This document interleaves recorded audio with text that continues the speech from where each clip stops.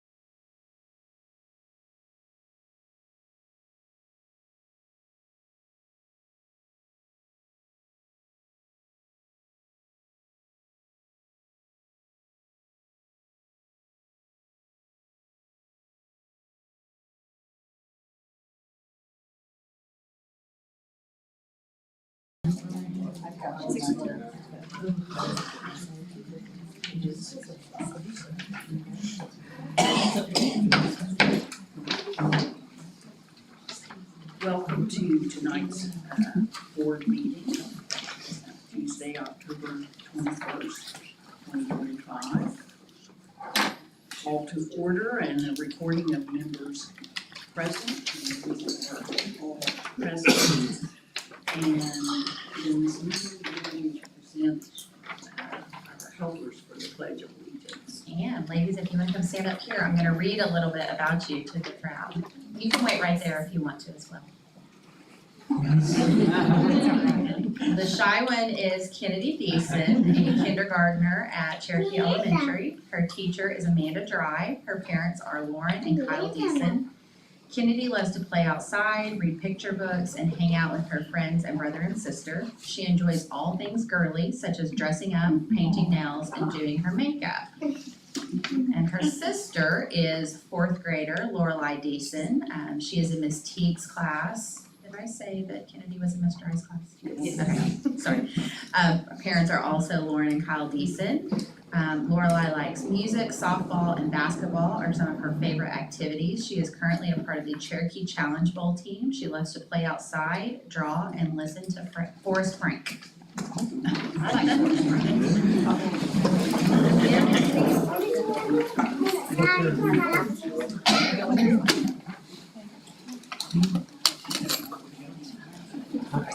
Okay, so Mom, you can get weather. Okay, perfect.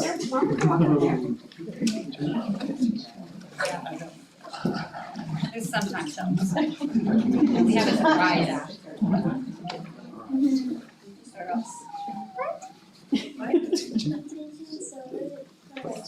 I pledge allegiance to the flag of the United States of America and to the republic for which it stands, one nation, under God, indivisible, with liberty and justice for all.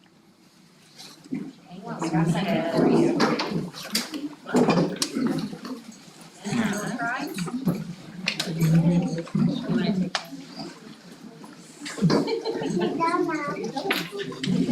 Take a picture with us. Can you look at your point? I'll take a quick picture of you. Look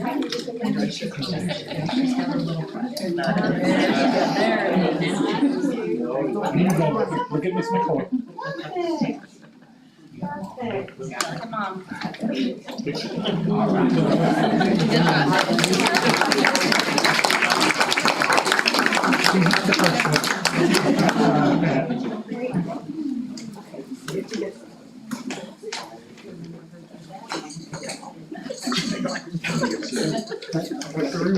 Yeah, that's okay, that's okay.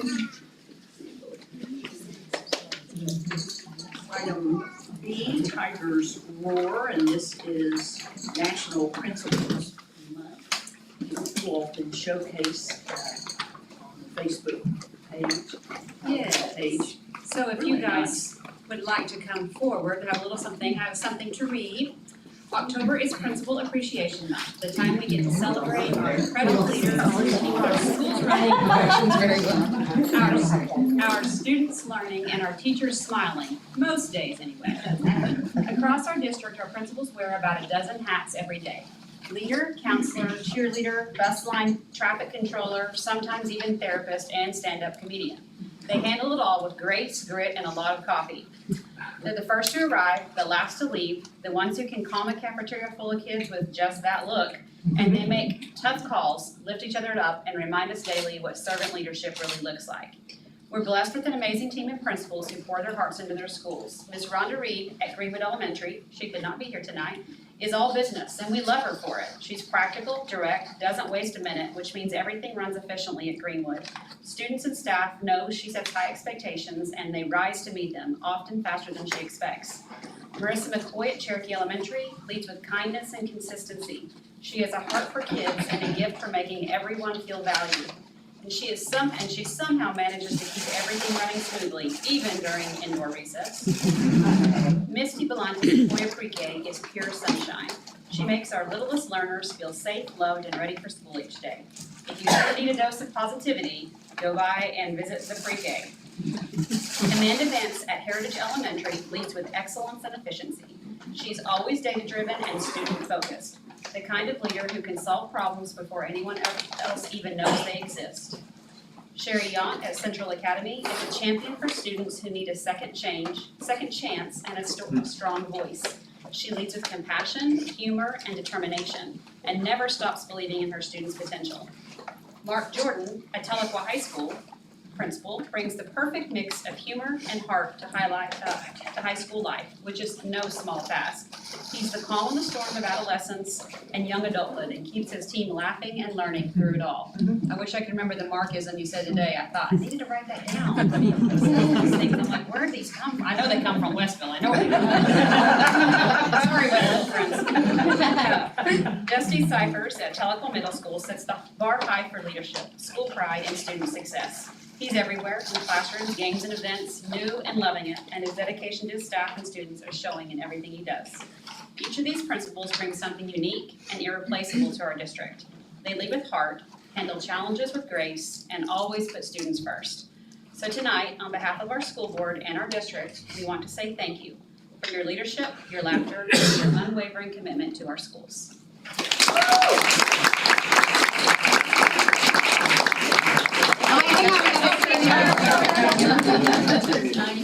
You go first.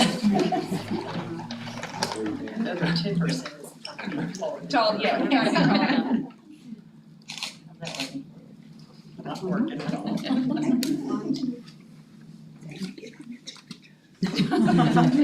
the thing that I was like, she's dang, get on your tippy toes.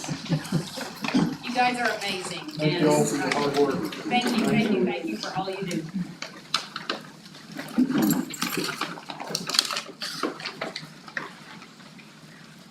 Item C, we have public to be heard, and we read this first. Members of the public shall be allowed to attend all meetings of the Board of Education. In addition, the Board of Education will have an item on regular meeting agendas that affords citizens the right to address the Board of Education on items pertaining to education and/or the operation of the school district. The item will appear prior to any business being conducted by the Board of Education. A resident wishing to address the Board of Education must fill out a form before the meeting and submit it to the board clerk. The speaker is to move to the lectern on being recognized by the board president and give his/her full name and address. Actually, I don't think they have to give the address. You don't have to. So that-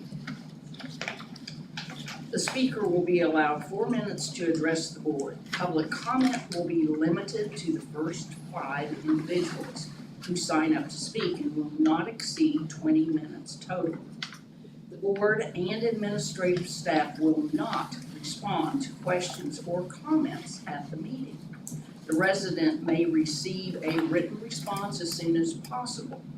Questions and complaints relating to employees of the district will not be permitted at this time. Such questions are to be referred to the superintendent at another time.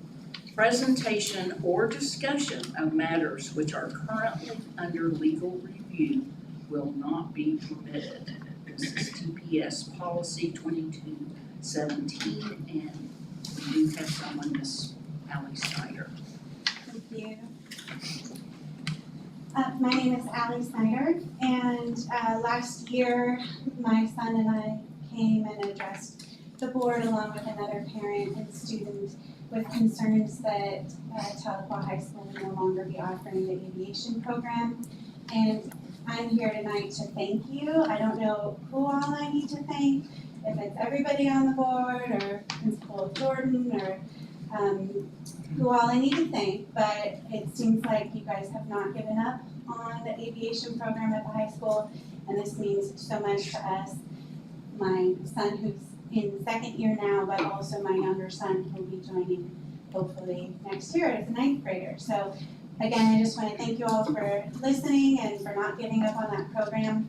And if there's anything I can do in the future, if it's threatened, again, any support I can give as a parent, I just really think it's an incredible program, so just want to thank you all. Yeah.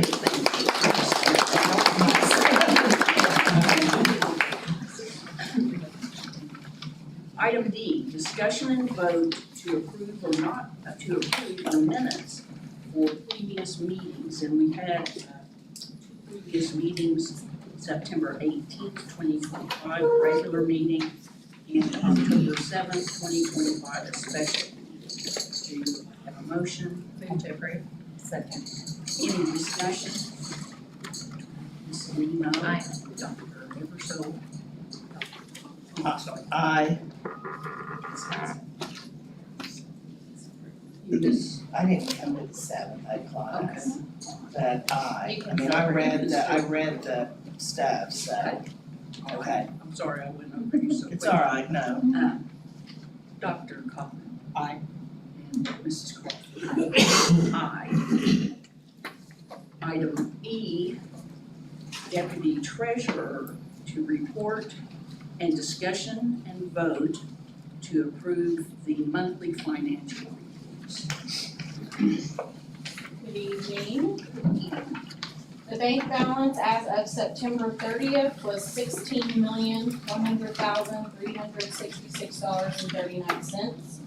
Receipts for the month of September in general fund was $3,066,382.98.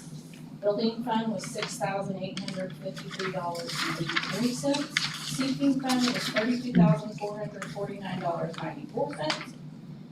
That brings the fund balance for general fund to $7,535,114.19. Building fund is at $6,925,377.62. Bonds funds, $382,578 even. Seeking fund is $189,080.48.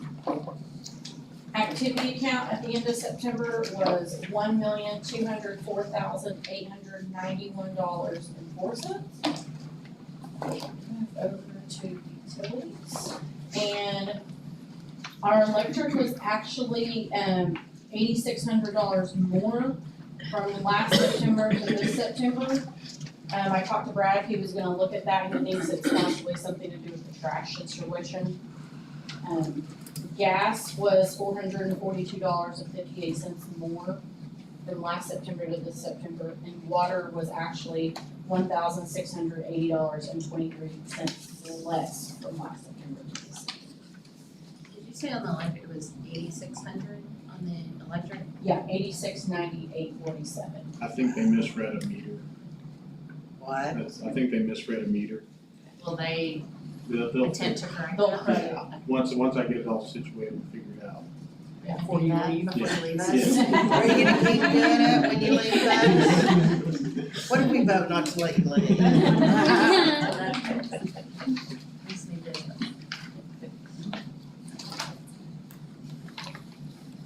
Any questions? Further questions? Have a motion? I'll make a motion to approve. Any further discussion?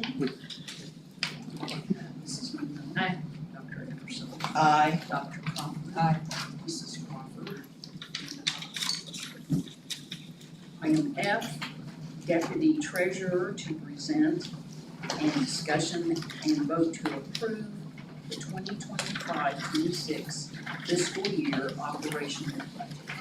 Okay, so you guys have your little budget books that I created for you. And then I did a slideshow, so I'm kinda gonna go in between both of them. Fall's my favorite, so that's why I had to put that in there. I just want it to be more fall-like outside than hot. Robert, will you go to that next slide, please? Okay, so this is our enrollment. So as you can see, our enrollment is down from last year to this year. We are down exactly 138 students, but our sped weights are actually up. So we should not see a negative adjustment at midterm based on that. So we think that we'll be okay there. We are going to, in November, we used to go to a superintendent workday.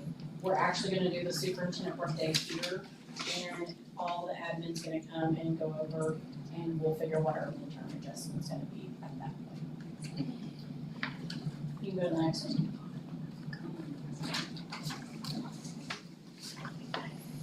So our revenue at a glance is, you can see our local dollars are $12,281,920.72, so that's 25% of our budget is coming from local dollars. That's $604,062.19, that's county money that we get. State, $27,695,625.42, that's 56% of our budget comes from state. As you can see, that $8,670,157.86, which is 18% of our budget is federal. So that's mostly like our grants.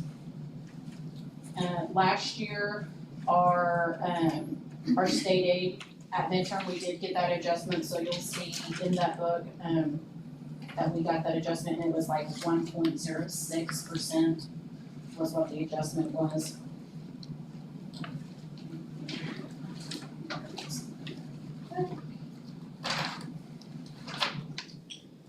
Since the general fund is the largest operating fund for our district, this narrative will focus mainly on it. The current state aid factor after SDE held out 2% is $4,273. That is a $68 increase from the initial factor to the final factor. We anticipate a revised state aid formula calculation that will result in a $2 increase to the factor, bringing it to $4,275. The state didn't have any new charter schools, so that money set aside will be reallocated, so that's why we'll see the adjustment. 87 schools do not receive foundation state aid allocation due to local collections exceeding the formula. So that would be schools like Pride, for example. They have those in big industrial parks and they get lots of money from that. The state revenue picture for this year appears strong for now. It is generally agreed that it is unlikely that schools will see cuts in state aid for this year. This year's state aid allocation is $20,907,769.72. Our local valuation revenue increased this year. This increase will result in more local revenue collected, but that increase is charged against our state aid. It will also increase our bonding capacity, which is what we've seen over the few years as we were able to bond for one. Our student counts are down a little. We will have to monitor our student counts and make sure we're getting every weight that we can for each student. So of course, you guys know that each student gives us different weights for different reasons, so we have to make sure that we have all that correct, which they're focused on that right now with the October count. Our estimated general fund expenses for the year are around $42,580,521.33, which is approximately $6,671,264.86 below our anticipated revenue. So that is what our carryover will be. Which now, last year we had the $5 million carryover. We learned this year that we wanna have 6 to 6.5. So that right there will keep us in that. So when I ask questions right now, she's like, 6.6 million. Okay. Overall, it's a stable start to FY '26. Income tax and gross production tax collections are up, while the drop in state sales tax reflects the grocery sales tax cut. Oil prices need to stay between $60 to $70 a barrel to not see a cut in revenue. Natural gas needs to stay between $3 to $4. State dedicated revenue is up in all 4 areas, which is the county, the state, local. The building fund is stable. We will continue to receive Red Bud funds and impact aid money that we will put in the building fund. Right now, impact aid is kind of on hold because of the government shutdown, but when it opens back up, I'm sure they'll still be hopefully giving us that money. Building fund will continue to be utilized to maintain our facilities. When possible and if needed, some general fund maintenance expenses may be transferred to the building fund to protect the general fund. Robert, okay, there, perfect.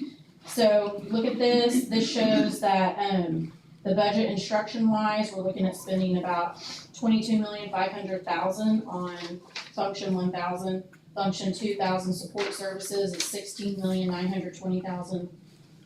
Function 3,000 operations is $3,100,400. Facilities and construction, function 4,000 is $49,561.33. The function 5,000 other outlays, that's $10,560.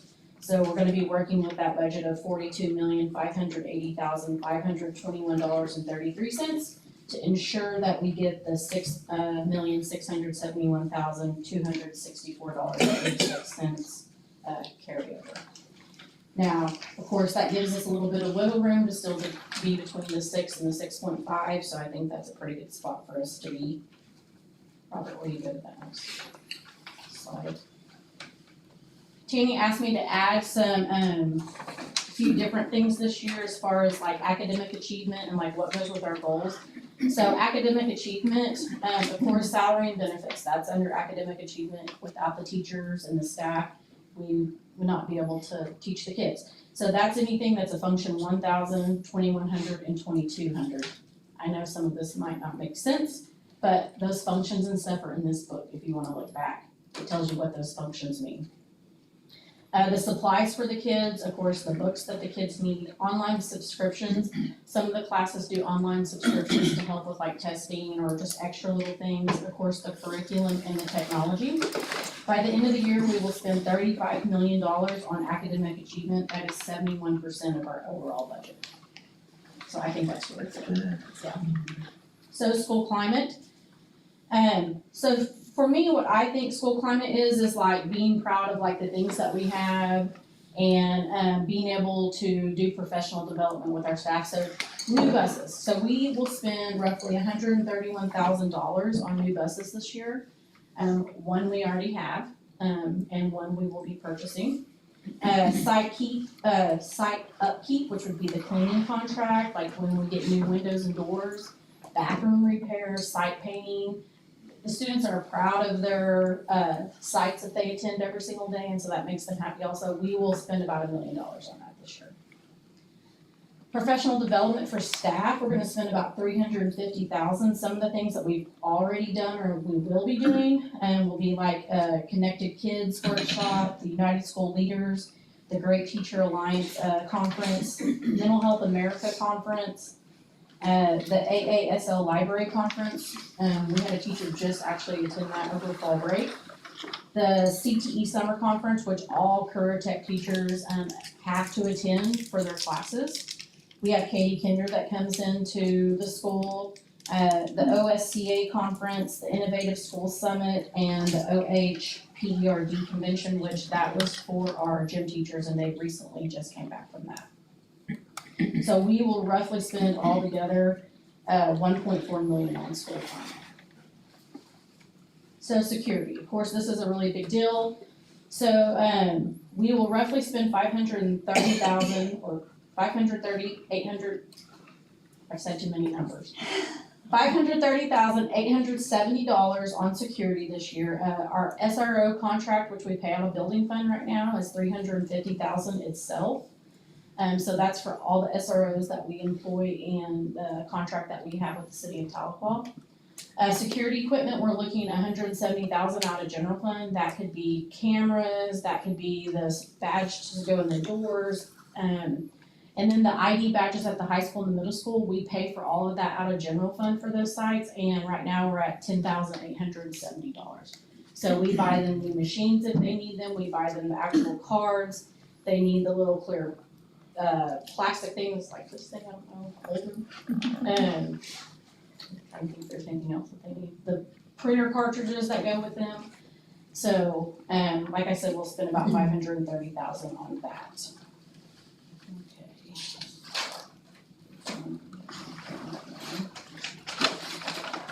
Building fund. So building fund this year, I have, for instruction, which is a function 1,000, looks like we're gonna pay about $1,300 out of that.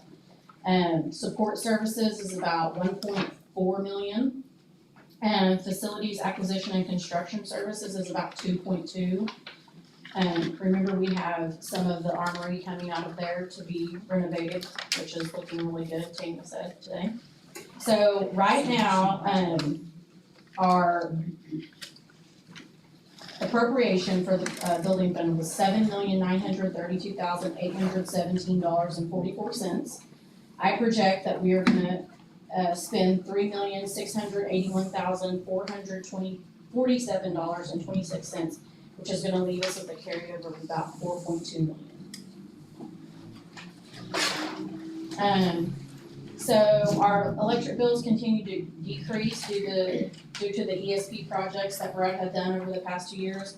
Randomly, we'll see like higher bills sometimes, but like this time and like that last month that we had the water bill that was high, like there was a reason for it, and we figured it out, and you know, it was okay.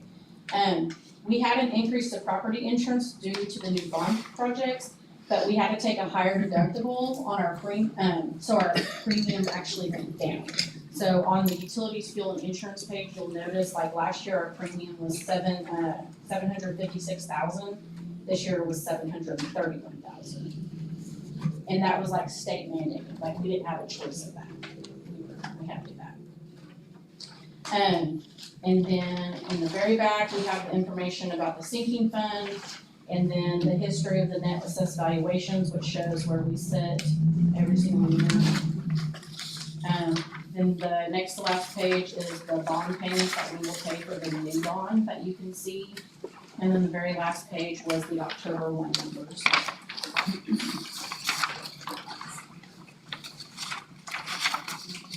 You guys have any questions? I wanna go with the book. Welcome. Good job. I'm glad that we made the book too, because I always go, oh wait, it's right here in my book. I have 3 questions. Okay. Do we wanna move? Want to make a motion first? I move to approve the 25-26 FY operational budget. Second. They're all over the place because I was making. PD, $350,000, and this may be for your opinion. Is it fair to say that the majority of that is grant funded? Yes. Yes. And then on high school for middle school badges, we pay for those in the first instance, and if the kid loses it, they have to They pay a replacement fee, $5. They get one They free get one, one right? free Okay. replacement. And then they One get free- a one free $5. replacement. And They've already got actually, kids on them. they put that money that they get from that in an account, and then it goes back into the general fund. Okay. Yes. And Tina, I think this one's probably for you. Do we think the drop in enrollment is specific to Tahlequah, or do we think that's across the state? Cause I know a lot of kids are going to virtual, Yes, charter. last year, we were the only school district in Cherokee County and that I would, almost in this northeastern Oklahoma area that had an increase in enrollment. So we're just kind of back down to where we were. But speaking to all of the county superintendents right now, there are a couple of them that are pretty static from where they were last year, but most of them dropped and have had significant drops over the last couple of years. When we looked at, when you look at the level of the kids, we looked at this quite a bit, but so we had, our largest drop was were 2. Our 9th graders were down about 31 kids in 9th grade. Sequoia High School did take more students this year than they have in the past.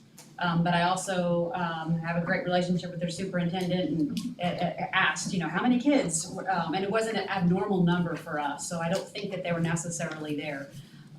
We also, the 9th grade, we were down 31. 11th grade, it was a drop of 37. 6th grade was a drop of 28, and then our kinder was down. And kinder pre-K the last couple of years has been down a lot. I really think that people thought there would be an influx of COVID babies, and that did not come to fruition. Actually, people must not have liked each other very much because we had fewer.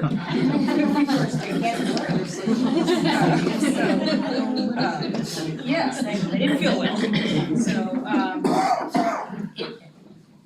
we're not really sure where they're going. We know that there is an increase in virtual enrollment. You do see people choosing to homeschool their kids a little bit more than you used to. And it's a trend nationwide, not just Oklahoma, but nationwide. I feel like that 6th and 7th grade is interesting because that's kind of the age where they can stay home alone. So if they are doing virtual or they are doing homeschool, parent doesn't necessarily have to be there all day and, but I just know, I saw some numbers unrelated to us, but just the increase in virtual enrollment in the state, and I mean, every year it is, when you pull out COVID, because obviously that year had an impact, but when you did, it's sticking out. Well, and it's something that, I mean, we talk about, and it's one of those things that if it continues to be a trend, we do have a virtual program. We don't have, I mean, it's not a huge virtual program, but we do have one. It might have to be something that we look at and expand it one day. I mean, that's the game that, if we have to play the game, then we'll have to look at the game. And if we have to put more effort, time, money into that program. We think, you know, some kids do a great job at virtual instruction. It really works for some, but it doesn't work for everybody. So we have to have a diversified choice. And Sherry really gives that at our building with the different options that they have there. And it's a program that we might have to grow one day. Thank you, that's all my questions. Any further discussion? Mrs. Minot? Aye. Dr. Everson? Aye. Dr. Coughlin? Aye. Mrs. Coughlin? And aye. Item G, Principal Director's Report, and going to look at academic achievement, elementary and secondary principals, Laura Weidenauer and Deanne Mashburn. Actually, elementary and secondary curriculum.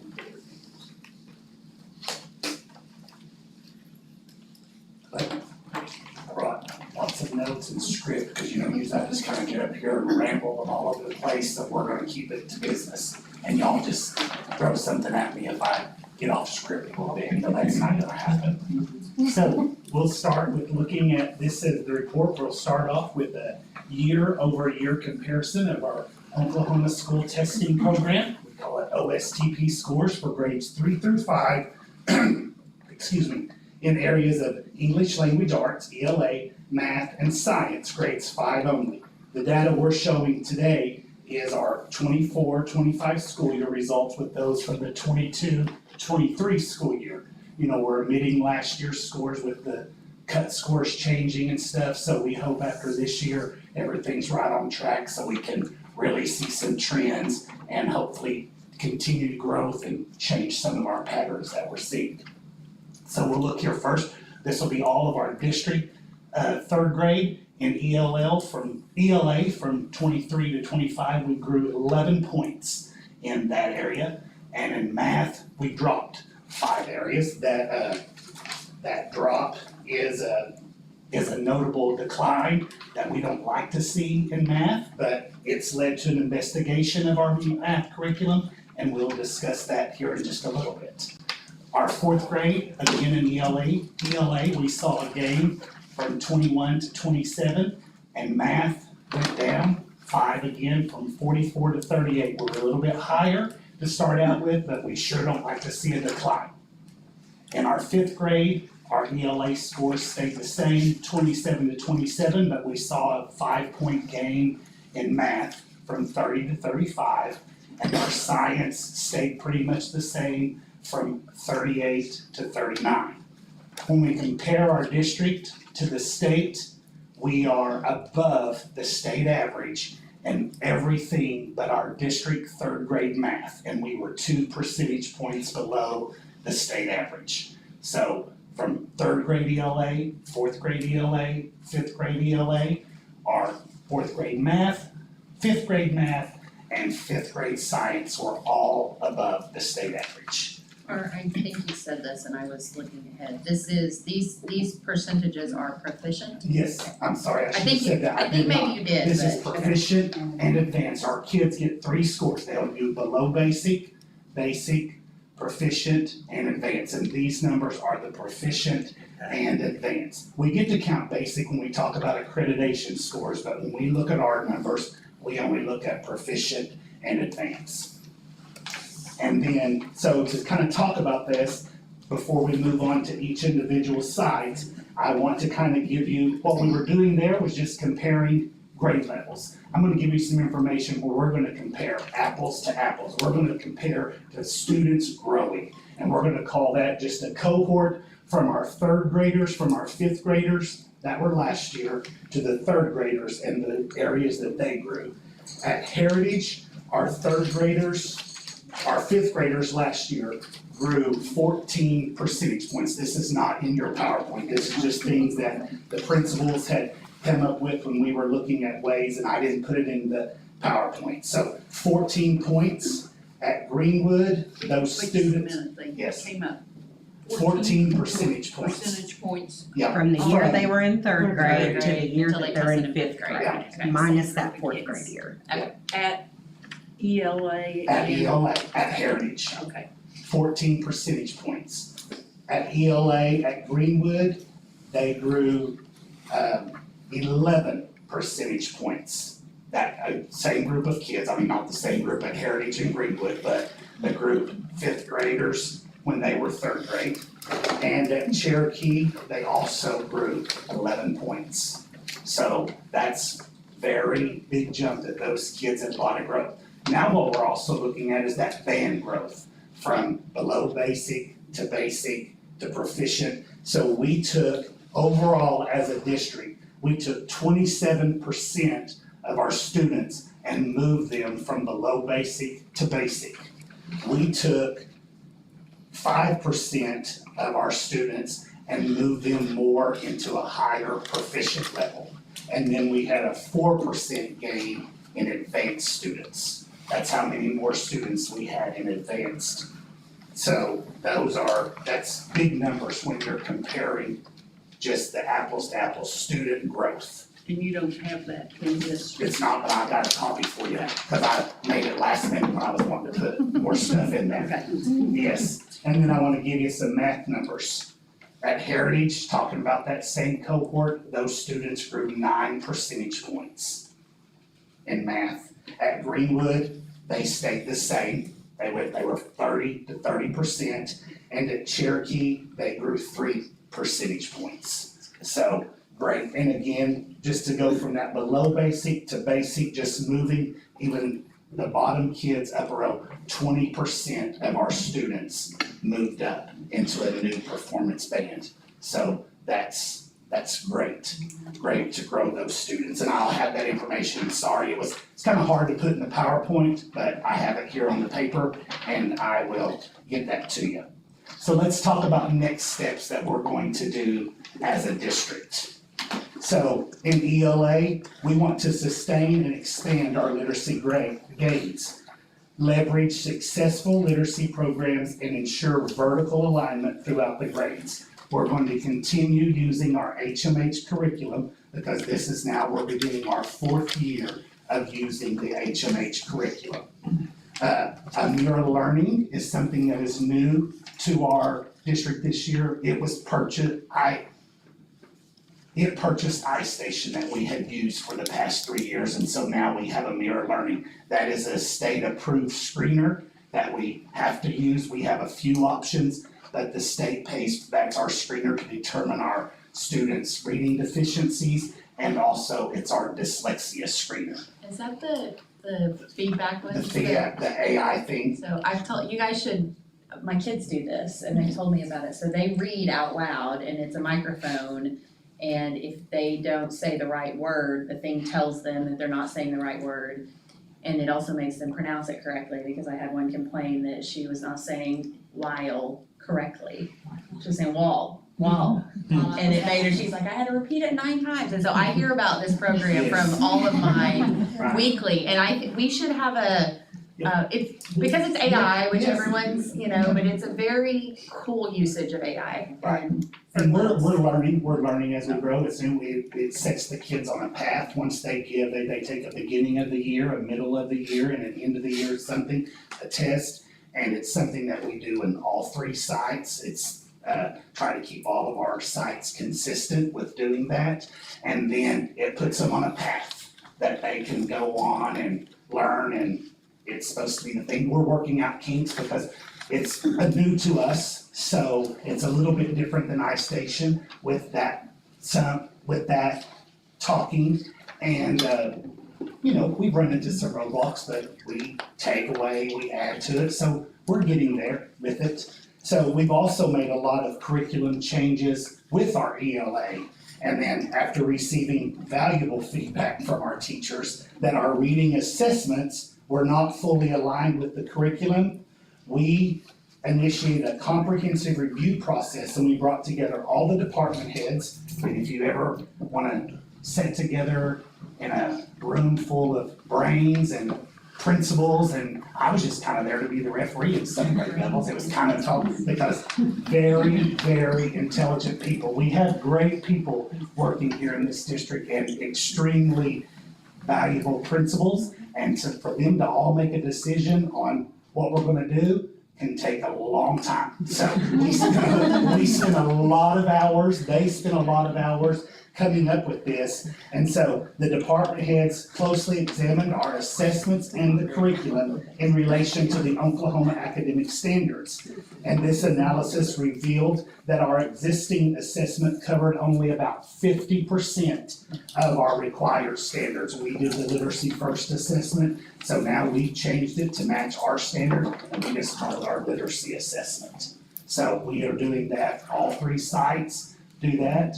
They all came together, they all agreed on something, we had to twist a few arms with some, Marissa had to get a couple in headlocks, but we got them all to agree, and it is going good. And so after that, our department heads revised the assessment to ensure full alignment with the Oklahoma academic standards. We then updated our report cards to reflect the new assessment structure, and this alignment has streamlined our curriculum, assessments, and reporting processes, saving teachers time and effort, but more importantly, it provides a clearer, more accurate picture of our students' preparedness in meeting the state standards. So that's what we're doing in language arts to hopefully get all of our assessments aligned with our standards. So our assessments that we were currently or are currently using were not fully aligned. Right. We were assessing some things that were not an Oklahoma academic standard. Okay. And so And teachers and and the leaving principals. out, Yes, leaving things out, covering things. Girls, that we had some first grade things that kindergarten, we're doing some first grade items, and so we made that, we took kindergarten down that now I they're think really. we just closed some gaps. So like, for instance, in math, we noticed that there were gaps in teaching where, like, for instance, kindergarten would leave off at a place where they could go deeper, which would help first grade. So does that make sense? So we've scaffolded that better now for the math curriculum. And then as far as the literacy assessment goes, I would say that we're not assessing the amount of standards that we needed to assess, correct? The literacy first assessment did not include, for instance, encoding. So it only, assessed decoding. So now we have an assessment that assesses both of those things. It also only assessed one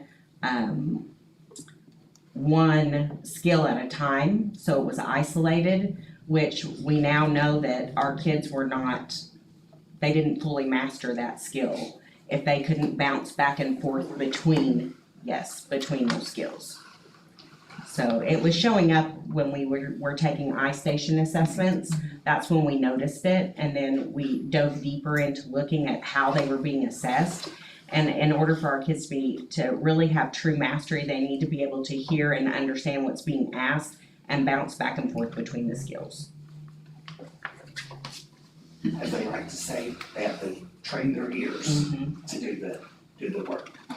So, Cart, just to clarify, so we are, at least going forward, we're using the same assessment at each site for each grade, so we can see exactly. and like I say, there were department head from every site, every grade level was in every meeting, every principal was involved, and And then when they got done, they even went to Misty at pre-K and showed her, so she was able to look at her report card and what her teachers were assessing. And we tried to eliminate any assessments that did not need to be given. If they didn't have some measure with our state standard, we got rid of it. So we try to keep all three of the sites the same and then bring pre-K, and Misty does a fabulous job of, and her staff of getting those pre-K babies ready for when they come to kindergarten. And if we weren't assessing it before, we probably weren't teaching it. Right. Correct. So So just an awareness on everyone's part make of it what aware.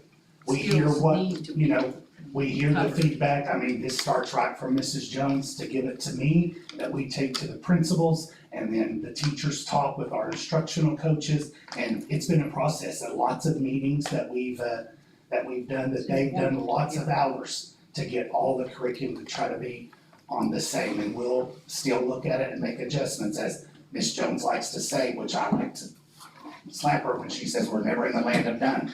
We always gotta work. So we've got a lot of things to do, cause I like that score going up 5, but she's like, she wants to be at 100%. So that's where we gotta go, because we're leaving something out if we're not there, so we got a lot of work to do. Yeah, thank you. So let's talk about math. You know, last year, we implemented the Big Ideas math curriculum. And we directed teachers to teach it with fidelity, just like we did with the HMH curriculum when we started that 4 years ago. And at the end of the year, department chairs again met to evaluate its effectiveness, identifying which components worked well and which needed improvement.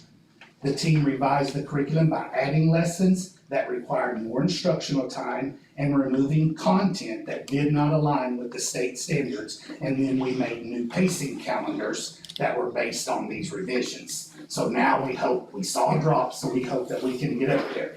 So we also introduced 2 assessments in math, Form A and Form B, for each chapter.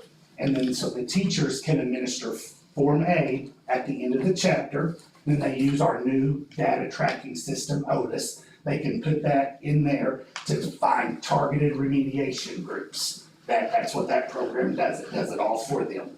And then after remediation, Form B can be given to those students to assess their progress. So all So bench. A and B assessments. Mhm. Okay. So you got Form A and Form B, same material, same standards, just a different question. And after Form A is taken, then you Then we Look at- remediate, remediate and then give Form B, and then we can see the progress Where's there. that remediation done, in class or they? They do that, and they've started doing it in RTI now. You know, RTI just used to be a lot of reading, so now they've started implementing math in there. So they do that, and each site does do that just a little bit different, but they've all started at the same time now and doing more of every grade level doing it and having this. We bought curriculum where Sabrina says, you fly, we bought all that, so all of our reading, all of our ITI is starting to say response to intervention. Yep. So we're starting to get that, so it's going to look the same at all 3 sites. And then all benchmarks have also been added to Otis, and this allows the teachers to break down the test data more effectively. And this is new because we talked, just a good question that you asked, because RTI is primarily focused on reading. And by doing this, I feel like that we're making a commitment to supporting our students' growth in all subject areas, not just reading. We need to do reading and math, and then we'll get to science and social studies. So any questions before we jump into each individual sites? Oh, I would like to give a thing that I did give out, because I know I have 2 writing teachers sitting up there on the board that they don't do writing, but I dug through the numbers, and from 2023 to 2025, we made a 10% gain in the writing component of reading. So I knew you would like that. It is, I mean, one goes with the other. Yep. Yeah. So It we're is. making the gain there, so, thank you. So we'll start with Heritage first. And Heritage, you can look at their ELA numbers in the 2 years, went from 15% to 39%. their math went from 33 to 37. Fourth grade, 32 to 37. 61 to 60, I'm real upset about that 1% drop there when they were double the state average there. So, and then in fifth grade, 46 to 30, I mean, not the same set of kids, so new crop comes in every time. Math, 50 to 42, and from science, 49 to 42.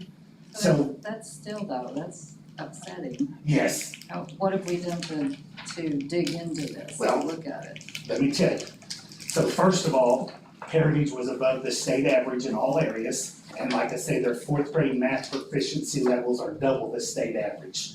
So they're continuing to monitor the performance band growth. That's what we talked about, the below the basic, and establishing measurable goals for students. Their refinement and enhancing of their tier 1 instruction, because they feel like their RTI has reached its capacity. It's just a hamster wheel rolling.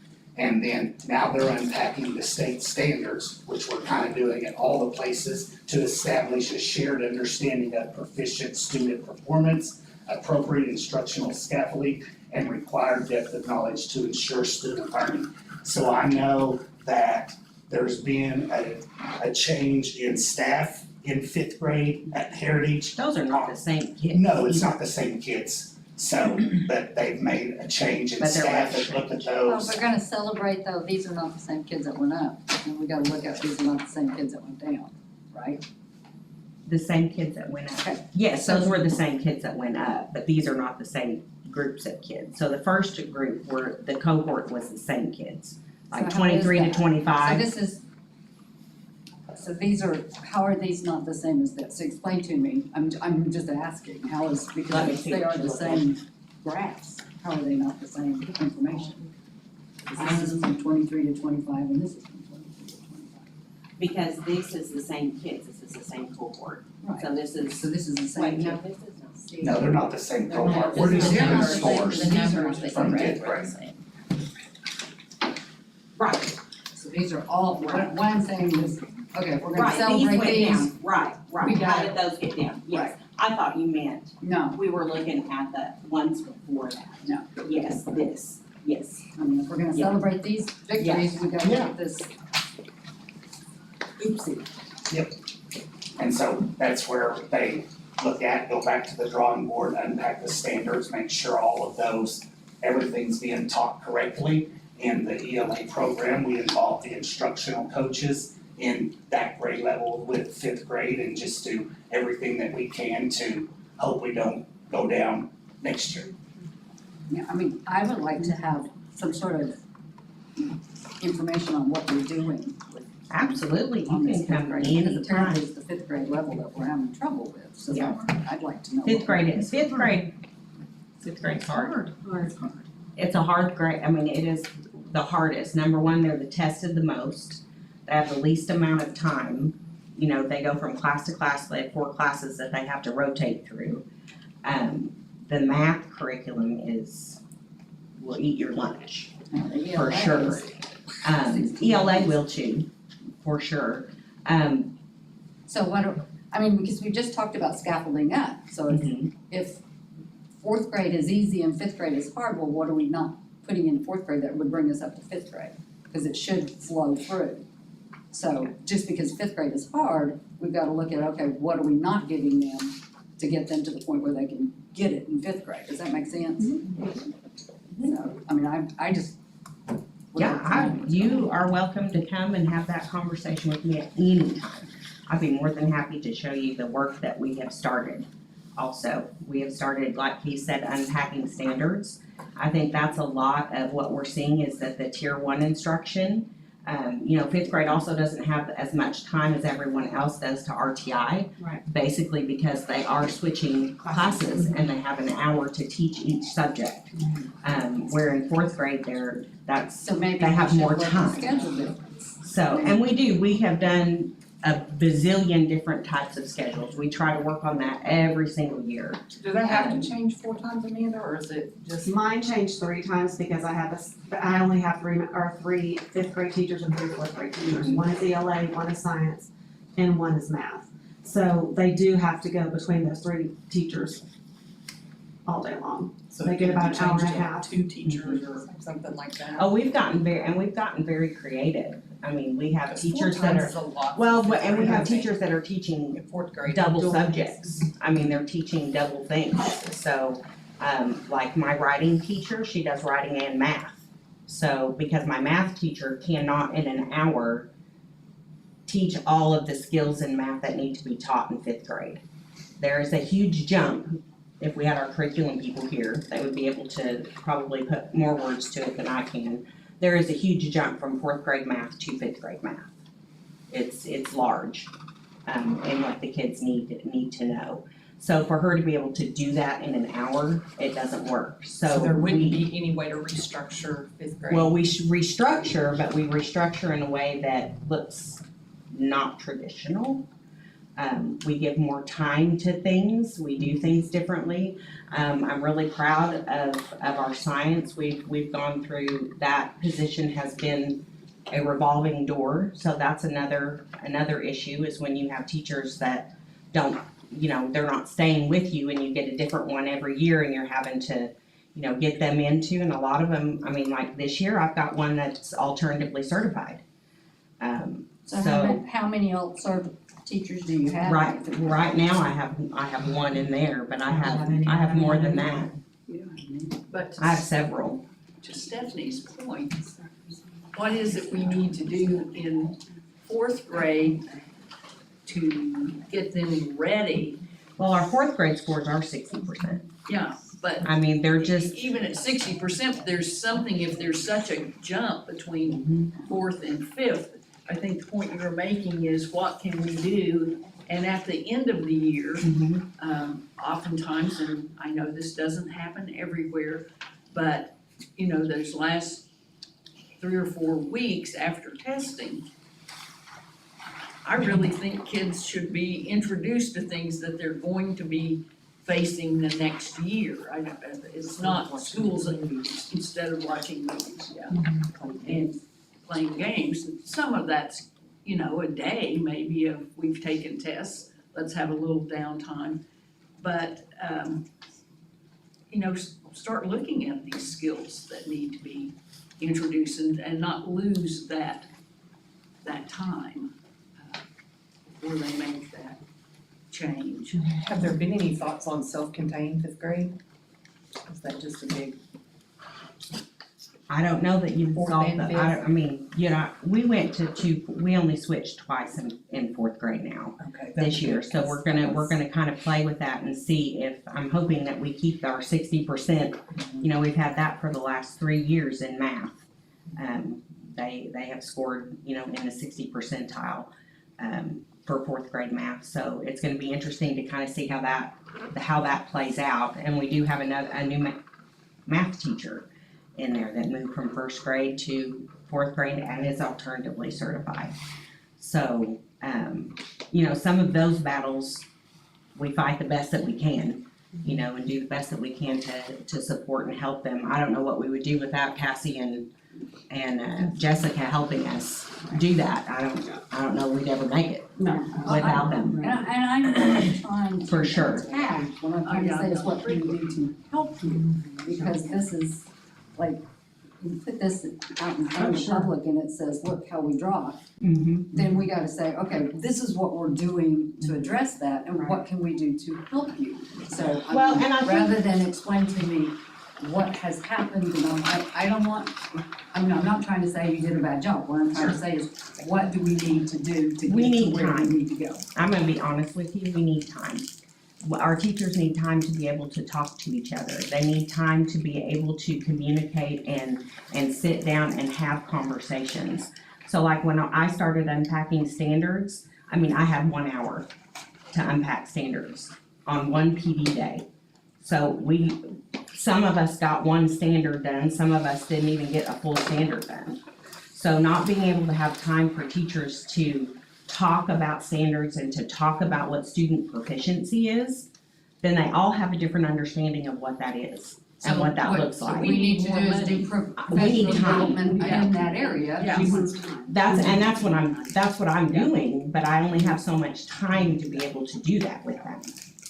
And I would love to have more time with them. So our current schedule does not allow for us, our current calendar, I would say, doesn't allow for us to have the time that we need to have those strong, in-depth conversations that we need to have. And look at student data. I mean, there's so many things that teachers do when they're analyzing student data and looking at numbers and looking at what students need and putting them in groups, and that takes time. And that can't happen in a 50-minute planning period. Well, I mean, I understand that data's important and looking at it and everything, but this says to me, we're not addressing the skills, is what this says to me. I do Not think, necessarily the data, but what do we need to do to address the skills? I do think that possibly part of the numbers could be in the math department, could be from the new curriculum. Anytime you switch to a new curriculum, it does take teachers, because it was a drastic switch from what we were doing to what the big ideas did. And they have to study that curriculum and know how to present the curriculum, and I think that's probably maybe a little bit in math. I could see where that, it takes time, sometimes you go down before you move up. And we had to analyze what was good about it, what did we take away, what was bad about it. What we needed to use and what we didn't need to use. Right. Because there is a lot of content. There's a lot of content. We will talk later, because we're gonna have Yeah. to move. Oh, yeah, I can do this all day long. I can do this all day long. It doesn't bother me one bit. And I'm really hearing you about needing more time to discuss curriculum. And I think that's really important, and I think it needs to be the focus of professional development. Rather than some of, it's fun in professional development to have someone come and get you all excited about teaching and that sort of thing, but there's a point at which we need to have more directed professional development, and you all need more time, teachers do, to collaborate. And once you're on similar or same curriculums, you can do that. Right.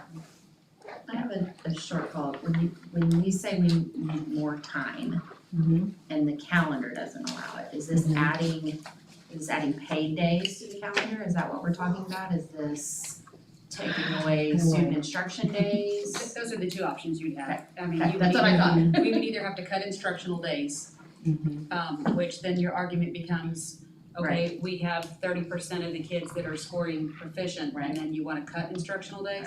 Or we have to pay more Or you to gotta add pay more to add more days to the work day, calendar, contracted work days. which it also would be probably a negotiated, Right, issue. I get all that. I just wanna make sure I understood what needing more time means. And we try to really protect the PD time that we have, and this year we did negotiate away a half a day, a work day. There's some things that have been done in negotiations in the past years here, where some of the PD days are work days for teachers and not for professional development, and that has hurt us, cause it's taken some time away. I mean, we actually have on the agenda to talk with principals tomorrow, starting the top calendar for next year, which we'll bring to you, in December. Do we need to look at late start again, with elementaries? That was time for them, and then, but the same problem with that, it has its own downfalls. And I will say, I hate to cut instructional days, but in the same sense, if we're continue to do the definition of insanity is doing the same thing over and over again, expecting different result, right? Okay, if we like quotes. And so if we don't at some point invest some time, even if we continue to do something that's not getting the results we want, those instructional days aren't going to really matter. So at some point we might have to look at that. But I do, to Lori's point, and I get it, I have 3 elementary kids, but, we could cut instructional days and take some days that we use for, where the kids are in school where it's not instructions, to be instructional days. And again, I get it, I understand that we celebrate things and kids need a break and the teachers need a break and staff needs a break, but, you know, we have instructional days where instruction doesn't take place, and we know that, we all know that, and I get it, and I'm not saying it's problematic, but if we're looking at, you know, do we need to give them 2 more PD days a year? Are there 2 days a year, you know, or is there a time during the year when we can say, you know what, we're not gonna have a movie day this day, it's gonna be full on.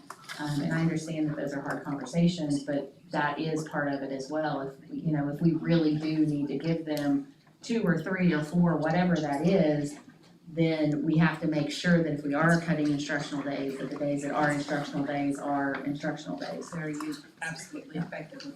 I don't disagree.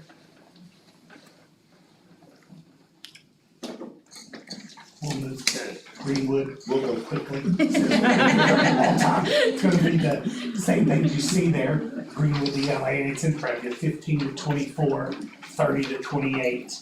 They're 4th grade, 14 to 22, and then say the same in math. 5th grade, 19 to 24, 17 to 30, they had a big drop in science, 40 to 26 there. And we've made personnel changes in 5th grade science at Greenwood. At Cherokee, 3rd grade, 19 to 30, the math, 33 to 28. 17 to 23, 33 to 22 in math. And then the 5th grade, 17 to 28 in ELA, 22 to 34. And their science, Crystal Young, she knocks it out of the ballpark with the 26 to 48% in the Cherokee science. And, you know, we've got star teachers and everything. Amanda's Latasha Penny with our writing numbers with Writable, that I've talked to you about that. She is our star writing teacher, and she's brought in all of our 4th and 5th grade teachers on her classroom, and they are all getting the writing too. So hopefully that 10% will be the theme. And just like always, we'll continue to work on professional development. We have a theme where we've offered our teachers to new alternative emergency and career teachers, the Science of Reading Academy. There's a workshop of Science of Reading, Dyslexia, Fluency and Comprehension, Vocabulary and Word Study, and Writing. So I know that was a lot, and we will have work to do, and we will continue to hopefully grow and do better. When science scores go up, that also reflects obviously addressing, but that's reading and reasoning skills. And in reading, you know, are we teaching those comprehension, reasoning, reading skills in ELA in such a way, obviously it's transferred to science, but And that's what Amanda was saying about her help. science scores, because they, when we do the scheduling thing, they've taken away from their science Yes. curriculum and trying to get back in the ELA and math. So it's all a game to be played to try to see if we get the best for our buck, but we'll. But social studies and science really supplement reading. Yep. So, I just wanna make a comment, you know, I know that it's hard for us when those scores go down to see, it's harder for you all. And just that, you know, we talk about this all the time, we say that a score is not a kid, it's when things happen, and I wanna tell you this because it perfectly, I had a kid that was sick 4 days in a row before state test, and the test scores reflected that. And I have no doubt that they're gonna bounce back up. And I saw that when the parents get the email and I opened it and I saw that one of my kids fell into a category that they had never been in, but then I was like, it was 4 days and the test was all 1 day in the office, it wasn't the whole prep and all of that. And so at a very personal level, I understand that, and I'm really glad to hear what we're doing to address these things. And one of the things that I have had concern about, you know, over the years that I've been here is that we can't really compare apples to apples if our 3 schools are not doing the same thing in assessing and measuring and all of those. And I'm very excited to hear that now we see what we're doing across the district. And I know that you all, if, you know, for example, we had a couple of places that scores really went up, and then we had some that they dropped, so we can look at what did we do right that got those scores up, and if we're doing the same thing, you know, at elementary in all 3 sites, that the principals at all 3 sites can work together and understand, you know, what's good, what's bad, what we need to And they change. do, So, they have I know. so hard, yep, they, So we I have some of appreciate the you all and best thank you. principals, and obviously with the quote, you know, I'll cry, and I wasn't gonna say it, but I just think we need to hear it. All the data in the world cannot accurately measure the love and heartbreak that goes into a single day of teaching children when needs go far beyond the curriculum. So, okay. Thank you.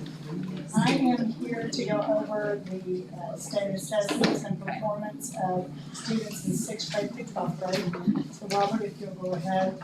I am going to try to speak quickly, not just because of trying to get brushed, but I'm gonna lose my voice. I've had a sinus infection, so I'm dealing with that. I won't start coughing, but that's what we're gonna look at. We're gonna compare 23 to 25.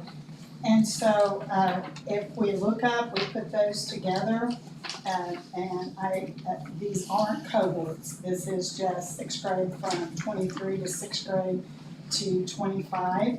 And we look that there was a little bit of decrease in ELA and by 3, and a little bit of an increase in math, but those are still above the state average, but very low. Okay, and so some of the recommendations that we've got, I would try to go through my testing and tell the recommendations. Secondary has something unique and different that we're gonna do for everything. That's going to go into curriculum, instruction, assessments, and everything. We have an opportunity. But of course, we're gonna look at our tier 1, which I believe that's the biggest place you can make the biggest bang for your buck is tier 1, and making sure that you have the right curriculum and it's being taught right, and the students have the opportunity to go back and redo and refinish and work things. So those are things we're working on.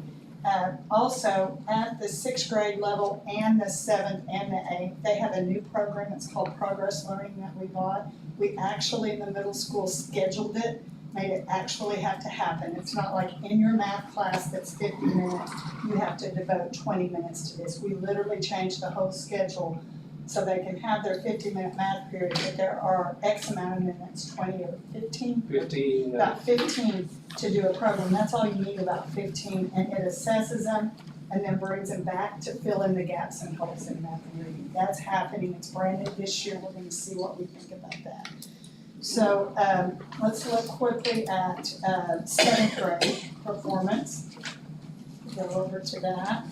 And that also shows that in ELA there was a decrease in ELA, but a slight increase in the math.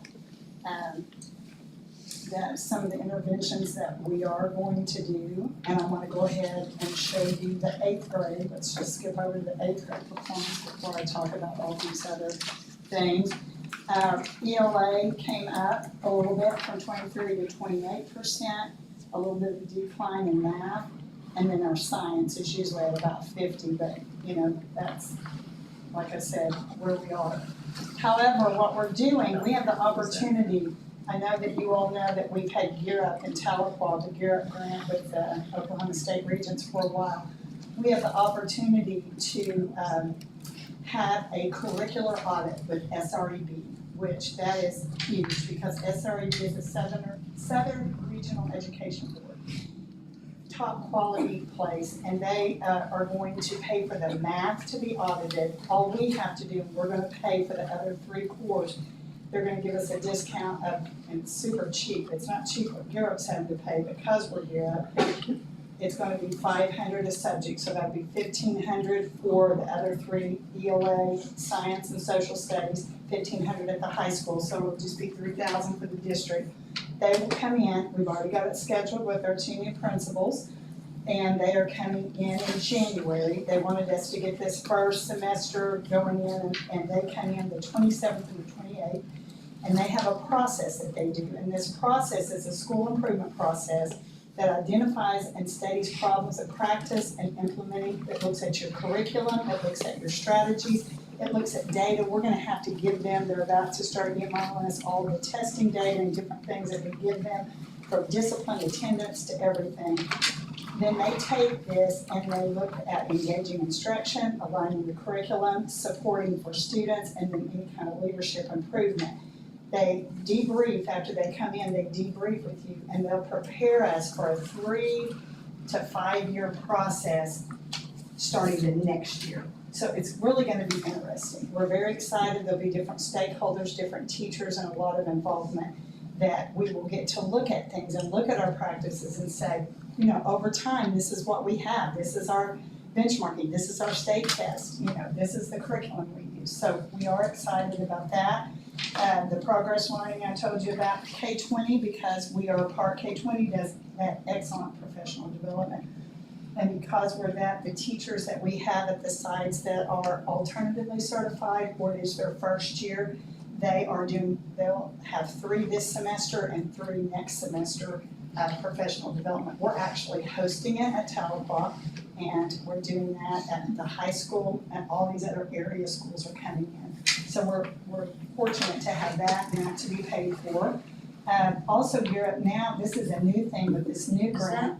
People from the K-20 center? Yes. At Norman coming in? Yes, the K-20 Center in Norman come to us. Yes, we're working with OU. And then we have, her name is Shafa Chaudhry. Yeah. If you know Belial, it's his sister. And she had been working, she is a new Gear Up instructional coach that is coming to our sites every week and really working hand in hand. We do have the mentor teachers, but this is a little umph to what it is, and they really like her. We're really excited, and we're hoping she brings some things. So Otis is the new thing that we have, the program that Carl talked about, where we're putting all that data, so then we'll be able to look at it better, actually see the test results, actually see their formative and summative assessments.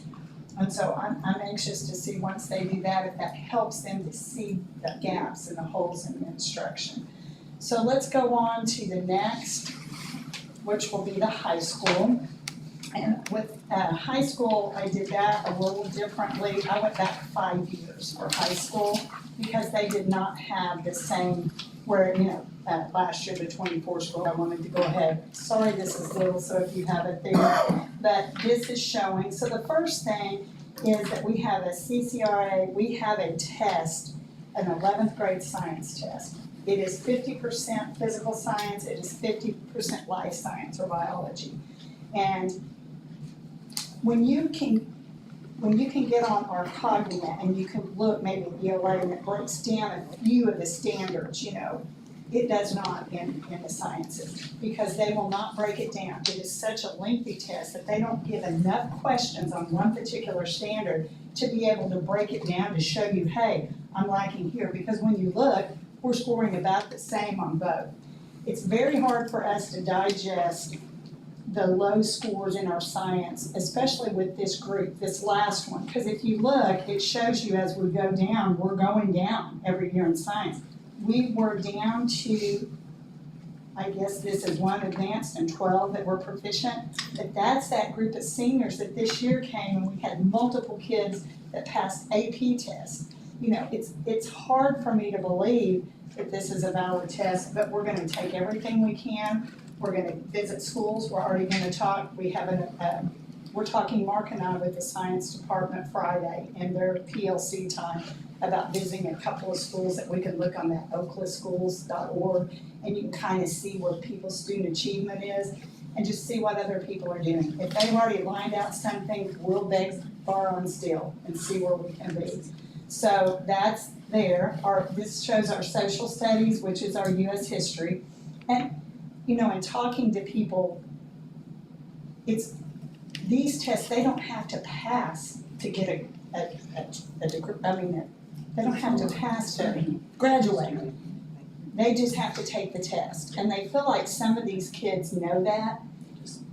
I'm not trying to give you an excuse, I'm just giving you a lot of different reasons and a lot of different talk. Because as many sharp seniors as we have this year, somebody in that senior group had to say, this doesn't matter to me, I'm just gonna go through it. But we're still gonna look at that, see how we can motivate, see what other schools are doing, because they're outscoring us. Not everybody's outscoring us, but they are outscoring us.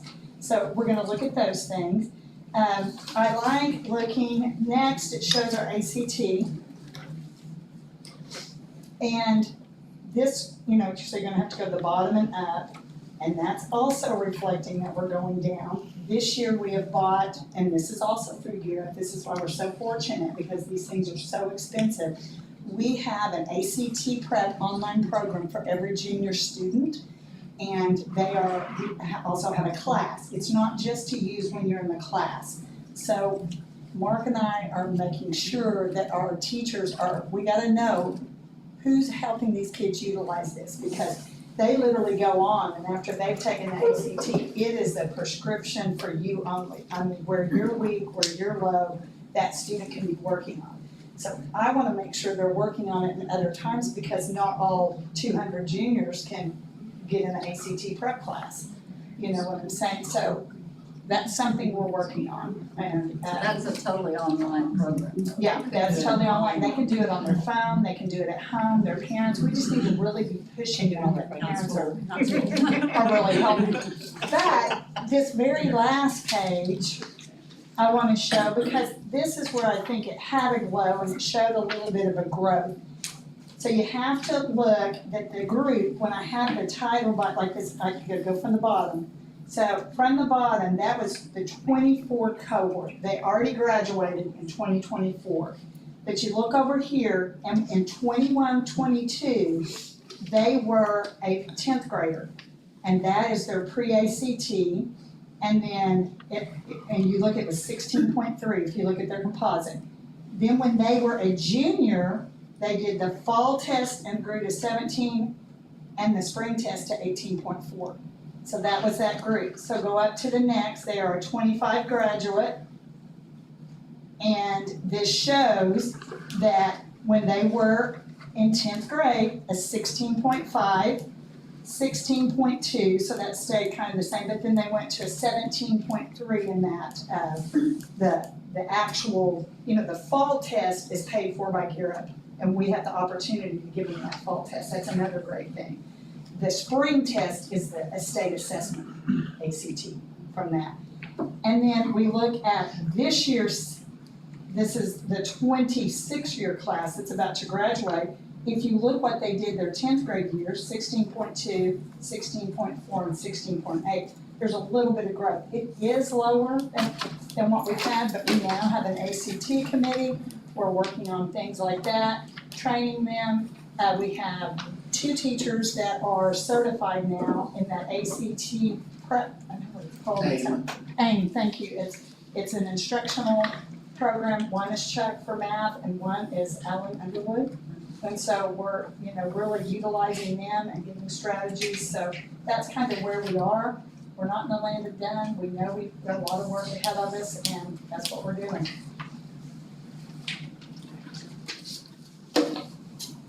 Real quick, everyone takes the ACT. Yes. And when did that, how long has that been? Oh, when did they start mandating it? It was. Further back than these numbers we have? I think it was like 4 or 5 years. 2021, I think. Yeah. Where everybody had to. Anything else? I would just like to echo what Chrissy said. These are hard conversations to have. And if we start this meeting with celebrating our principals, and then we have this conversation and I see everybody just slowly go down. I know how hard you work. I see the effort you put in every day. I hear the conversations. I know we're having the right conversations. I know we have the right people in place. I know that we have put a lot of time and effort into examining and changing curriculum in the last 3 years, and it takes time to make change. More than anybody else. I mean, Carr's right. I mean, as a principal, when we had to set a goal, I couldn't say I want 90% of my kids to pass, because I said, what 10% am I gonna leave out? I can't say that. I want 100% of our kids to pass the test. I know you want 100% of the kids to pass the test. But the fact is, we have to look where we are, we have to talk about it, we have to figure out what's working, what's not working. And number one, what I want to assure the public, and I want to assure all of you, are those conversations are happening every day. And we've made a lot of strides in what has happened in the last 3 years. But they are, again, based on kids on a day that might have been sick for 4 days, or the story I told every one of you about my own son all those years. We're putting a lot on third graders' back. We are. And what we cannot do is make our leaders and our teachers feel so beat down that they quit, or they say, this isn't doable. So it is a fine line that we have to walk. And I agree, like on the time, and that, like, again, that's something already literally on the agenda, sitting on my desk for tomorrow. What do we need to do with this? We hear you, we know what we need, how do we fit it in here? So I think maybe I was misinterpreted if you're ducking your heads, because that was not my point. My point was, what can we do to help you? Yes. Not you were off base, but for me to sit up here and say, okay, that's all right, good luck, is not my job. My job is to say, okay, what can we as a school district do to help you so that you can be successful and not try to bear that on your own shoulders? And that was my point. So if you took that wrong, I apologize. That wasn't my idea. What I was trying to say is, what do we need to do? Because it takes this whole team, not just you, not just your 5th grade teachers, but it takes this whole team to get us where we need to go. And I wanna know, tell me, what can I do to help you? And that has been my attitude since I took this job, is what can I do to help you be successful? And to reiterate, and not to demoralize, it's not casting blame.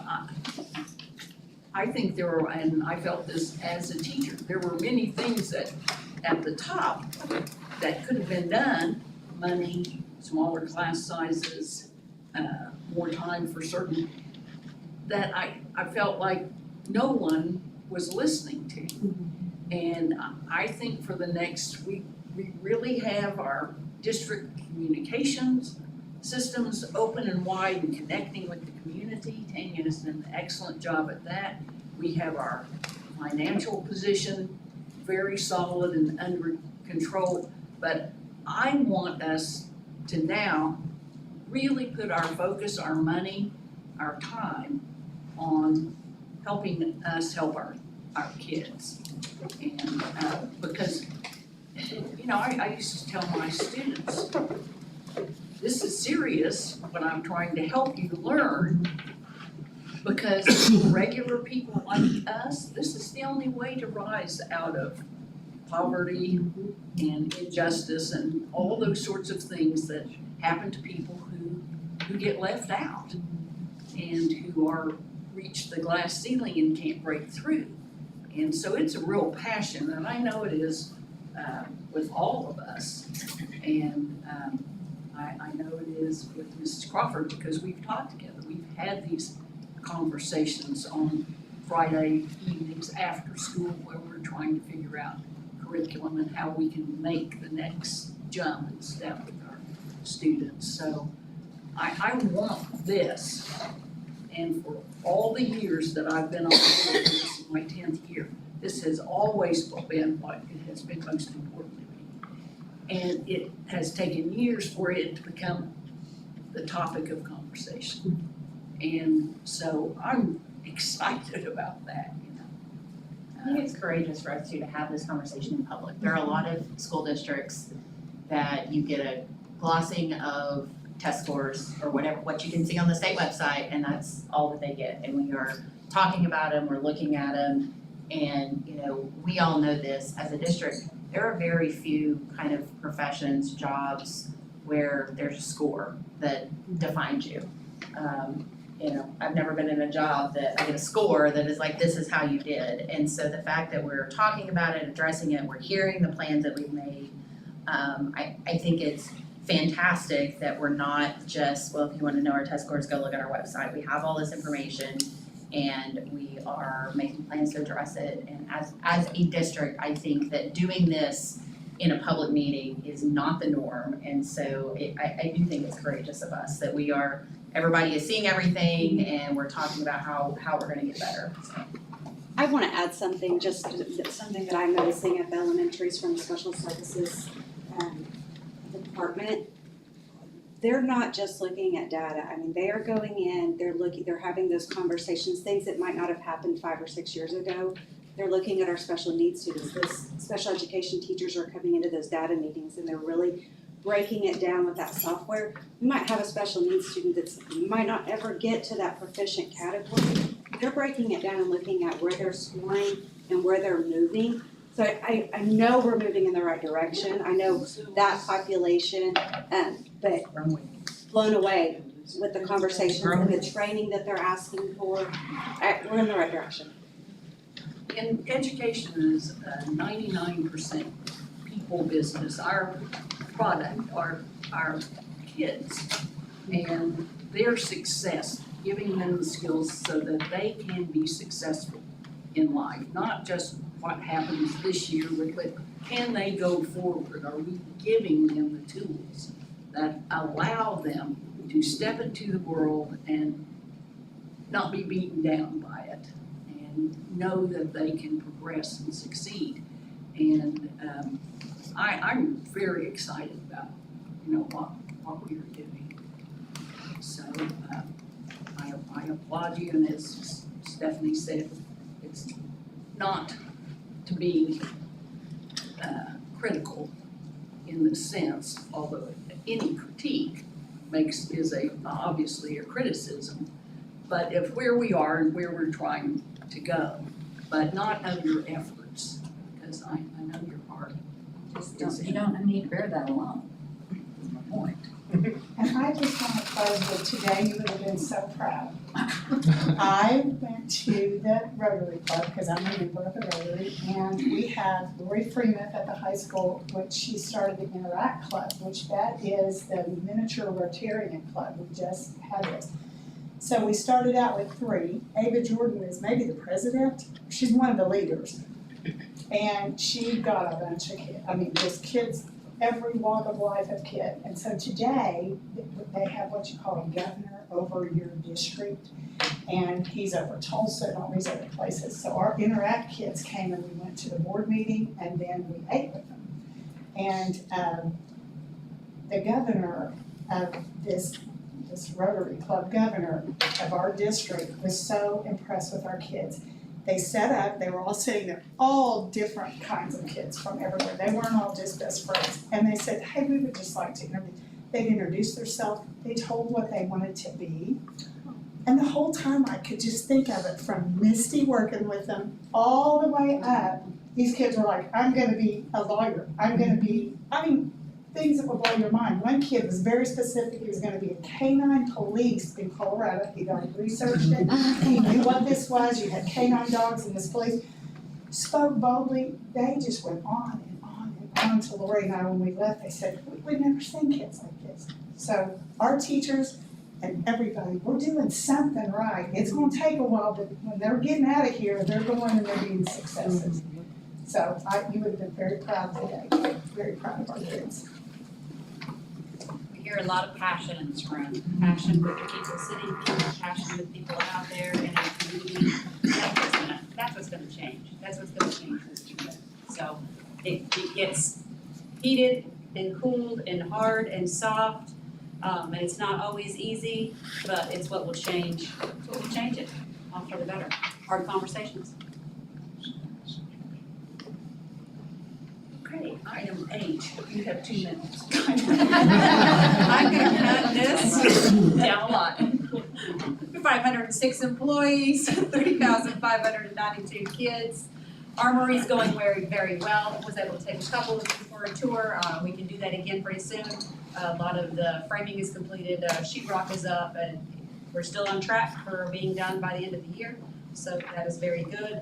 Bond in about a week. I should have a pretty good tentative timeline. They'll take the projects and be able to put them in something, then we can go out to the public and say, this is when this should start, this would be when it's projected to be finished, and so on from that. But, with what I know right now, we should have a new field ready for our students for graduation, for soccer, for football, for pom, for band, in August of 2027. So our kids that are sophomores this year should be able to use that facility, so that is very good. I did want to give a little shout out to our instructional coaches, Jessica Morrison, Cassie Stevens, Chuck Pack, and Candace Jefferson, even though she's no longer full-time at Tahlequah, she's still doing some work with us. ICTC stole her away, she was a good one. But, they have been instrumental in choosing and implementing and aligning curriculum with us. We've heard them talk about them tonight. They're helping new teachers, they're helping alternative teachers, they're helping teachers that have been teaching for a really long time. But they work really hard every day, and I know these principals really depend on them, and I just wanted to give them a super shout out at this meeting. Also to Lori Freemuth and Rachel Hall. They worked some new strategies on the homecoming parade and events this year, and we got so many compliments that I just felt like it was something we needed to say out publicly. Whatever, they put their heads together with the people that were doing it in the past and with the new ideas for the future, and it worked. So shout out to them. We did just find out that we got the new McKinney-Vento grant. He wrote that for us, and so we got a 3-year, $60,000 a year homeless grant from the state, so very good on that. Served over 88,000 meals in the month of September. That's a lot of meals, isn't it, Ms. Jean? It is. Upcoming dates, we have our State of Education, Chamber of Commerce banquet coming up, and a couple board meetings before the Christmas season gets here. I did want to just say publicly, thank you for being the best bosses ever. Last week was Bosses Day or whatever it is, when we were on break and I was out of the country. But you guys are amazing. You have the right heart, hard conversations, but that is what you're here for. And I never question that. I'm never sorry for that.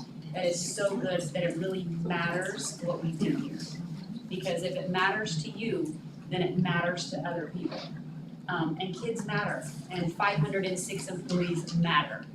So thank you for holding me accountable, thank you for holding everybody in our district accountable, because that's what makes the difference. And because it's gonna be a new business, because I didn't know this till yesterday morning, I just wanted to say, thank you to Brad. He is leaving us for greener pastures, but he has really put in systems in the last years that are, that's what we talked about. Whether when I leave one day, when Sabrina leaves one day, when a Brad leaves one day, when a principal leaves one day, we are going to leave it better for the people that come behind us. And we are going to have systems in place for the people that come behind us that can continue with the excellence, not on an accident, but something that's replicable by new people. And so, thank you for what you've done at Tahlequah. We wish you nothing but the best, even if we are a little mad at you. But we will get over it. But I know that will be on new business this evening, and no one wants to stay here longer than we already have in an executive session that's likely to last 2 hours. So I wanted to say that right now. Brad's definitely not staying. Yeah. I do want to say one thing real quick. I do appreciate you as a board that has supported me and helped me. It meant a lot.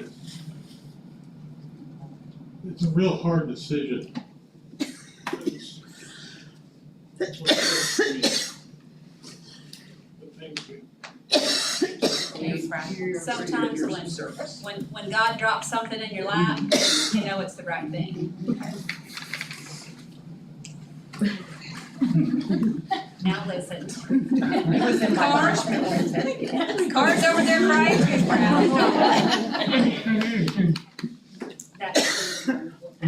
Thank you. I have a question, sorry. How many were enrolled? 3592. Yes. Sorry. Yes, 3,592 as of this report. And I know it buzzed through that, so you want to accommodate. Item I, discussion and vote to approve the following surplus. I'll make a motion to approve. Second. Any discussion? Ms. Nemo? Aye. Dr. Eversole? Aye. Dr. Kaufman? Aye. Mrs. Crawford? And I. J, discussion and vote to approve the following bids and quotes. I make a motion. It's a fire alarm system for area. Do we have a second? I'll second Any discussion? Normally, we might complain about the price, but not tonight.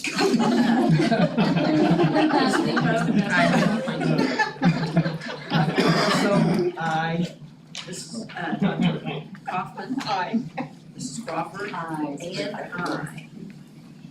Okay, discussion and vote to approve the TPS Resident Teacher Mentor Committee for the 2025-26 school year. Move to approve. Second. Any discussion?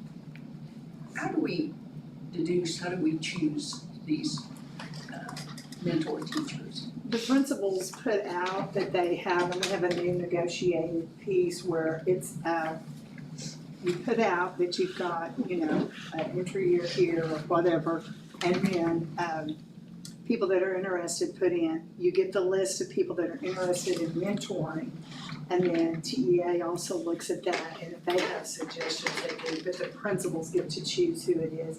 And they really sit down and talk with that person and say, who do you feel the closest to already type thing, but that's how you do that.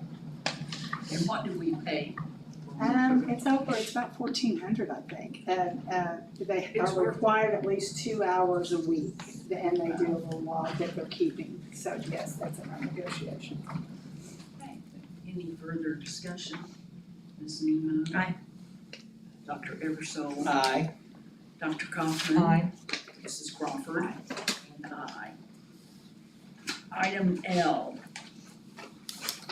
business items. Consent docket vote to approve the following.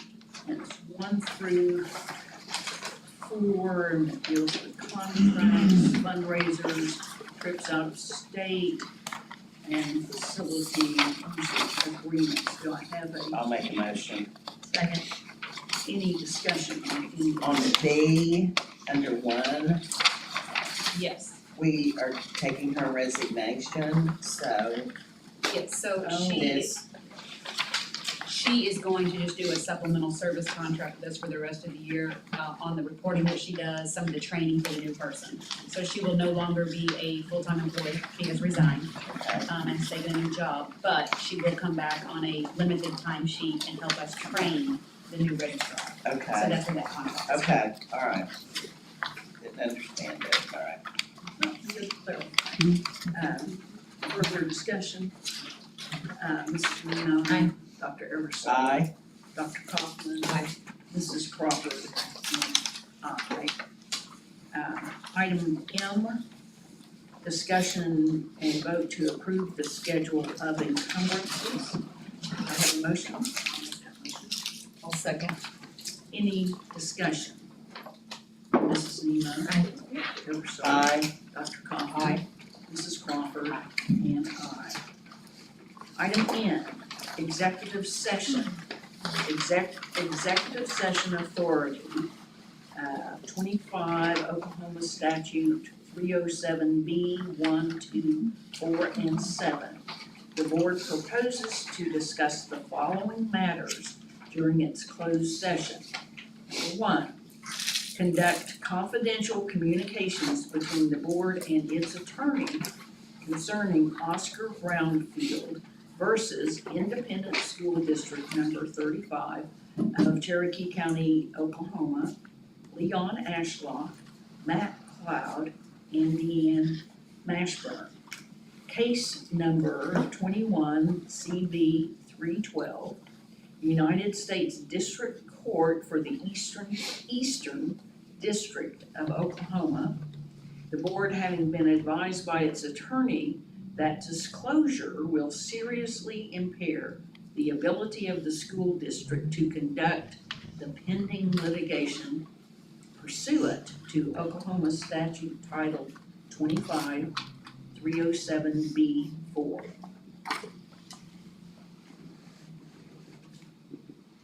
We need to move to go to executive Yeah. session, yes. But I make a motion to enter executive session for confidential communications and superintendent evaluation, part 3 and 4. Second. Any discussion? Please see. Aye. Dr. Eversole. Aye. Dr. Cosman. Aye. And Mrs. Crawford, and aye. Just in one,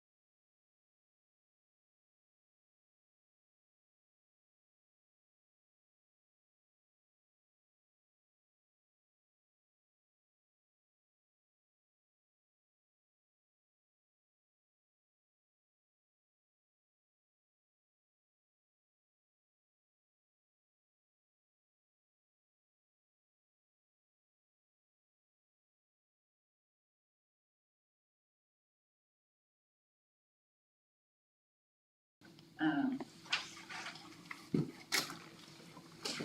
want to item, 0, not 0. It's late. I'm late. It's late. I had surgery yesterday on my face, I'm kinda out of it.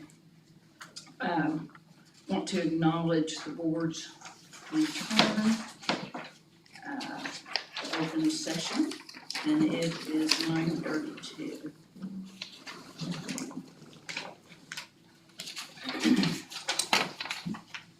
And item P,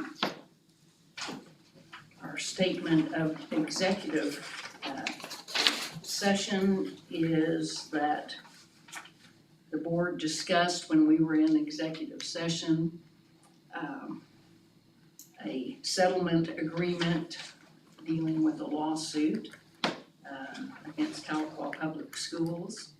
And we also discussed parts, which domains did we discuss? Student services. Student services Teaching, learning, assessment. and teaching and learning assessment in the superintendent evaluation. And no votes were taken. And no votes were taken, no action was taken.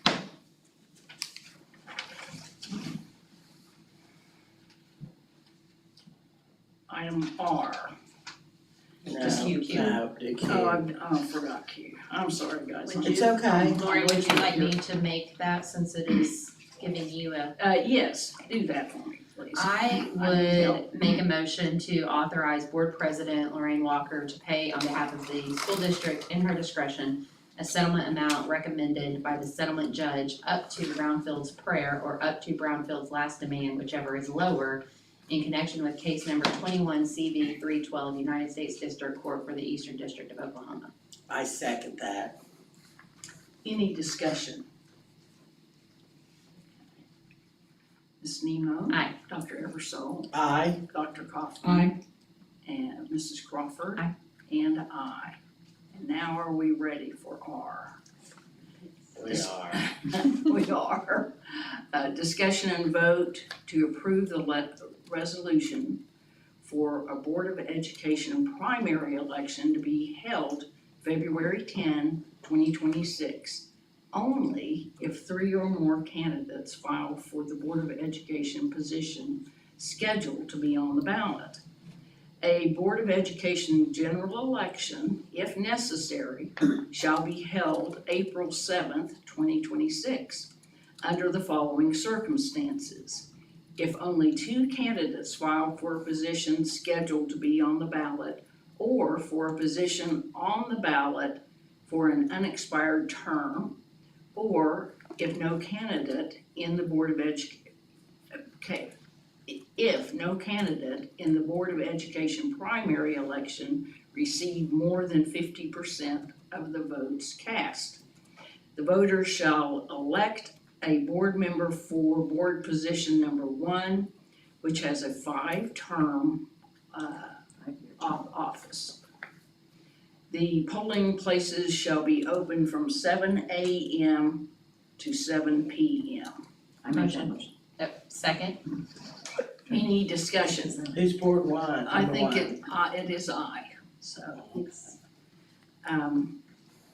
Any further discussion? Mrs. Nemo? Aye. Dr. Eversole? Aye. Dr. Kaufman? Mrs. Crawford? And I. Item S. Motion and vote to approve the following personnel items, and I think it's 1 through 5. And under item 2, employment, the following names: Bethany Davis, sped teacher pending certification; Chelson Hood, part-time para sub; Christopher Weir, part-time para sub; Fleming Jacoby Rodell, registrar. I didn't make a motion, so may I have a motion? I'll make a motion to I'll approve second. 1 through 5. Any discussion? Ms. Nemo? Aye. Dr. Eversole? Aye. Dr. Kaufman. Aye. Mrs. Crawford. And I. And we do have item T, new business. Part A, new business on TA. Motion and vote to approve the following personnel item. This is under resignation. These names are not highlighted, so we don't need to read them, or we I do? think we do, because it's new. Okay. Brad Jones, Maintenance Director, effective 11/7/25, and Leah Matlock, THS Registrar, effective 10/9/25.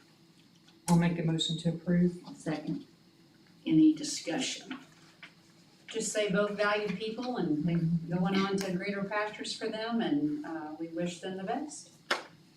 Hate to lose them. Yes, it will be a great loss. Both people who have such experience. Yes. Yeah, that's always a loss. Mrs. Nima. Aye. Dr. Eversole. Aye. Dr. Kaufman. Aye. Mrs. Crawford. And I. Under new business, TB, motion and vote to approve the following contracts.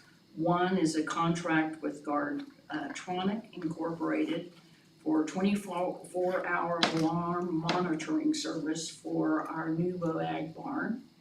2, opioid lawsuit attorney client fee contract. Move to approve. Second. Any discussion? And we visited briefly, didn't we? Yes, we just, the Boag barn, we want to get that alarm on there as soon as possible. We have animals that are precious and expensive. That's true. Yes. No further. Do I have a Call for the motion? vote. Call for the vote. Yeah. So, Mrs. Nemo. Aye. Dr. Eversole. Aye. Dr. Kaufman. Aye. Mrs. Crawford. Aye. And I. And final item, you are now adjourned. Good job.